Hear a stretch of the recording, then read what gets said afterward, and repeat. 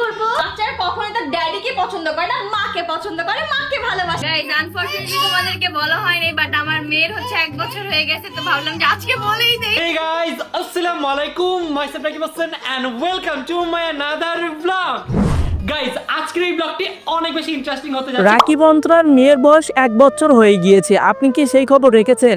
বন্ধুরা, আজকের ভিডিওতে জানতে পারবেন নুসরাত জাহান অন্তরা নিজের মুখে বলেছে তার মেয়ের বয়স 1 বছর হয়ে গিয়েছে। তাহলে কেন তারা আমাদের কাছ থেকে তাদের মেয়েকে লুকিয়ে রেখেছিল? তার মেয়ের নাম নাকি ভাবনা। সত্যি কি তার মেয়ের নাম ভাবনা? আর তারা কেন আমাদের কাছ থেকে তাদের মেয়েকে লুকিয়ে রেখেছিল?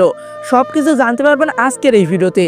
বন্ধুরা, আজকের এই ভিডিওটা রাকিব হোসেন ফ্যানদের জন্য অনেক গুরুত্বপূর্ণ হতে চলেছে, তাই দেরি না করে ভিডিওটিতে লাইক দিয়ে আমাদের চ্যানেলটিকে সাবস্ক্রাইব করুন।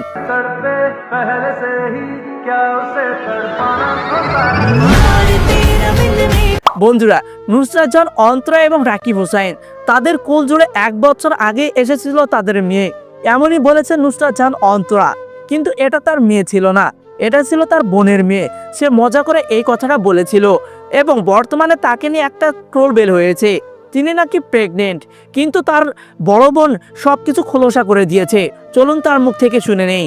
অন্তরাপুর কি হয়েছে? মানুষটা অসুস্থ, সেটা তোমরা দেখো ভাই। মানুষে একটু এক এক জামাতে মানুষ এক এক রকম রাখে। অন্তরা প্রেগনেন্ট থাকলে আগে পরে কেন তোমাদেরকে বলবে না?